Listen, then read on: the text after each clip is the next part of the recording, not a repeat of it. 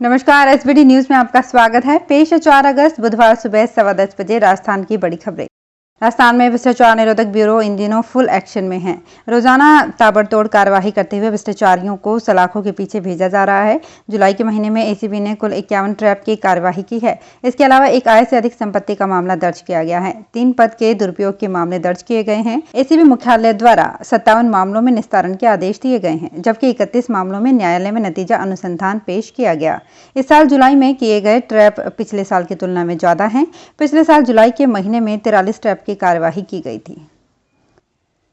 Corona काल के दौरान आर्थिक मंदी से जूझ रहा सीकर रोडवेज डिपो के लिए यह महीना खुशखबरी लेकर आया है। स्थापना के बाद पहली बार सीकर डिपो प्रदेश में आय के लिहाज से सिरमौर रहा। जयपुर डिपो दूसरे स्थान पर रहा। हनुमानगढ़ डिपो तीसरे स्थान पर रहा। सीकर जोन में शामिल चूरू डिपो का यात्री भार 73, झुंझुनू डिपो का यात्री भार 74, खेतड़ी डिपो का यात्री भार 71 और श्री माधोपुर डिपो का यात्री भार 72 रहा।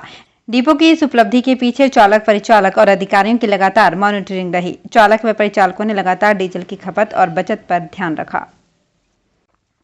मोबाइल लैपटॉप के जरिए सोशल मीडिया पर अपमानजनक टिप्पणी करने के मामले में अब आईटी एक्ट की धारा 66A में मुकदमे दर्ज नहीं किए जाएंगे। न ही ऐसे प्रकरणों में पुलिस की ओर से अभियोजन की कार्यवाही होगी। सुप्रीम कोर्ट की ओर से विवादित धारा 66A खत्म किए जाने के बावजूद मुकदमे दर्ज किए जाने पर अजमेर पुलिस अधीक्षक जगदीश चंद्र शर्मा ने मंगलवार को थानाधिकारियों को तुरंत प्रभाव से ऐसा नहीं करने के आदेश दिए। कोटा संभाग के शाहबाद व इटावा सुल्तानपुर में भारी बरसात के बाद हालात बेकाबू हो गए हैं। 12 के शाहबाद उपखंड में कई गांव टापू बन गए हैं। कई गांव जलमग्न हो गए हैं और बाढ़ जैसे हालात आ गए हैं। बाढ़ में फंसे लोगों को सुरक्षित स्थानों पर पहुंचाने के लिए अब हेलीकॉप्टर की मदद ली जाएगी। बुधवार सुबह हेलीकॉप्टर 12 पहुंचेगा। सुबह से ही हवाई रेस्क्यू शुरू किया जाएगा।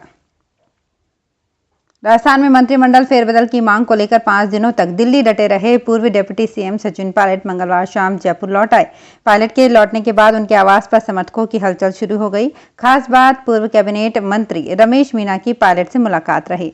मुद्दतों के बाद रमेश मीणा पायलट से मिलने उनके आवास पर पहुंचे। मीणा का नाम पायलट का कट्टर समर्थक में लिया जाता है, लेकिन लंबे अरसे से दोनों की मुलाकात की कोई सूचना नहीं थी। मंगलवार को अन्य समर्थकों के साथ रमेश भी पायलट के आवास पर नजर आए। उनके अलावा विधायक रामनिवास गावड़िया, वेद सोलंकी, इंद्रराज गुर्जर व राकेश पारिक भी पायलट से मिले। दीपेंद्र सिंह शेखावत के पुत्र बालेंदु सिंह सहित अन्य नेता भी पायलट से मिलने पहुंचे। घोषणा पत्र कमेटी की बैठक में बताया गया कि घोषणा पत्र के 64% वादे पूरे कर लिए गए हैं। इनमें से एक बेरोजगारी भत्ते की स्कीम भी है। सरकार का दावा है कि अब तक 23 माह में 2.5 लाख बेरोजगारों को 786.54 करोड़ रुपए भत्ता बांटा जा चुका है। ये सच भी है कि स्कीम की एक पाबंदी के कारण युवाओं को भत्ते के लिए लंबा इंतजार करना पड़ रहा है। अब तक कई बेरोजगार रजिस्ट्रेशन करा चुके हैं। एक बार में 1.60 लाख से अधिक बेरोजगारों को भत्ता नहीं दिया जा सकता। अब बढ़ाकर दायरा 2 लाख किया गया है, लेकिन भत्ता 2 साल तक ही मिलेगा। सरकार के प्रावधान और बेरोजगारों की संख्या के हिसाब से देखा जाए तो इन बेरोजगारों को भत्ता मिलने में कई साल लग जाएंगे। अरविंद केजरीवाल सरकार ने दिल्ली के विधायकों के वेतन में मंगलवार को 66% बढ़ोतरी को मंजूरी दे दी, जो केंद्र के प्रस्ताव के अनुरूप है, लेकिन इस पर असंतोष जताया कि वे देश में सबसे कम वेतन पाने वाले विधायक हैं। दिल्ली सरकार ने एक बयान में कहा कि विधायकों की तनख्वाह में 10 साल बाद बढ़ोतरी की गई है और इसकी मंजूरी मुख्यमंत्री केजरीवाल की अध्यक्षता में हुई कैबिनेट की बैठक में दी गई। बयान के मुताबिक विधायकों का मासिक वेतन और भत्ते 54,000 रुपए से बढ़ाकर 90,000 रुपए हो जाएगा। देश में कोरोना के केस में एक दिन की गिरावट के बाद फिर उछाल आया है। मंगलवार को 42,530 मरीज मिले। सोमवार को 30,029 मामले दर्ज हुए। बीते 24 घंटे में 36,552 संक्रमितों ने इस बीमारी को मात दी। इस तरह एक्टिव केस यानी इलाज करा रहे मरीजों की संख्या में 5,396 की बढ़ोतरी दर्ज की गई। अब 4.04 लाख मरीजों का इलाज चल रहा है। देश और प्रदेश के यात्रियों की आवाजाही रहने वाले जयपुर इंटरनेशनल एयरपोर्ट के निजीकरण होने में 2 महीने का समय और बचा है। अडानी समूह की ओर से पूरी तरह से एयरपोर्ट की कमान 12 अक्टूबर से अपने हाथ में ले ली जाएगी। जानकारी के अनुसार निजी हाथों में एयरपोर्ट बीते महीने जाना था। कोरोना के चलते समूह ने दिलचस्पी नहीं दिखाई, न ही समूह के प्रतिनिधियों ने एयरपोर्ट का अंतिम दौर में दौरा किया। अब कम होते कोरोना संक्रमण के बाद समूह एक बार फिर सक्रिय होकर नई जिम्मेदारी संभालने के लिए तैयार है। अजमेर शहर के एक ज्वेलर्स को शातिर ठग चांदी के घुंघरू के बदले नकली चांदी थमा गया। उत्तर प्रदेश मुरादाबाद के व्यवसायी ने पहले ज्वेलर्स के पास 1-2 किलो का लेन देन कर विश्वास जमाया, फिर धोखाधड़ी करते हुए 17 किलो नकली चांदी देकर उतने ही वजन के चांदी के घुंघरू लेकर धोखाधड़ी की वारदात को अंजाम दे डाली। गंज थाना पुलिस ने ज्वेलर्स की रिपोर्ट पर मामला दर्ज कर जाँच शुरू कर दी है। कोटा जिले में भारी बरसात का दौर जारी है। हालात ऐसे हो गए हैं जैसे यहां बादल फट गया हो। पार्वती नदी में पानी की आवक ने इस साल पिछले सारे साल के रिकॉर्ड तोड़ दिए। इससे खातौली क्षेत्र में बाढ़ के हालात बन गए। यहां पार्वती नदी में 201 मीटर तक पानी आने पर चेतावनी जारी कर दी जाती है और 202 मीटर के स्तर पर पानी आते ही खतरे के हालात बन जाते हैं। पार्वती नदी में वर्ष 1996 में सबसे ज्यादा 207.55 मीटर अधिकतम जलस्तर मापा गया। टोंक जिला कलेक्टर चिन्मयी गोपाल ने थड़ोली पंचायत स्थित तकनीकी उद्यानिकी नवाचार केंद्र थड़ोला तथा मिनी गोवा का निरीक्षण कर अधिकारी व पंचायत प्रशासन को आवश्यक दिशा निर्देश दिए।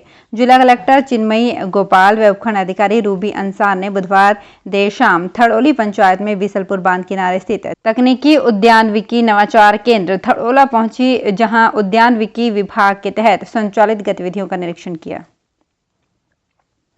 राजस्थान सरकार ने बुधवार से जयपुर के आंबागढ़ किले के मंदिर में लोगों को प्रवेश की अनुमति दे दी। निर्दलीय विधायक रामकेश मीणा के नेतृत्व में मीणा समुदाय के कुछ युवकों ने मंदिर से भगवा ध्वज हटा दिया था, जिसको लेकर हुए विवाद के बाद पिछले महीने मंदिर में प्रवेश पर रोक लगा दी गई थी। मंदिर से ध्वज को हटाए जाने पर मीणा समुदाय और हिंदूवादी संगठनों के बीच हुए विवाद के बाद किले के चारों ओर सुरक्षा के प्रबंध कड़े कर दिए गए। अजमेर में मोबाइल फोन रिचार्ज करने के फेर में ऑनलाइन ठगी का मामला सामने आया है। ठग पीड़िता को 20 रुपए के रिचार्ज में 22 रुपए रिटर्न कर 90,000 रुपए की चपत लगा दी। पीड़िता की रिपोर्ट पर रामगंज थाना पुलिस ने धोखाधड़ी का मामला दर्ज किया है। हेड कांस्टेबल किशन सिंह ने बताया कि न्यू खानपुरा की हिना खान ने रिपोर्ट दी।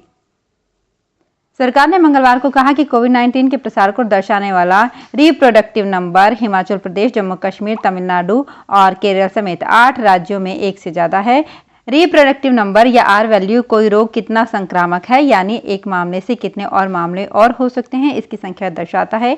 एक या एक से अधिक नीचे की संख्या दिखाती है कि वायरस का प्रसार धीमा है, जबकि एक से ऊपर की कोई भी संख्या तेज प्रसार को दिखाती है।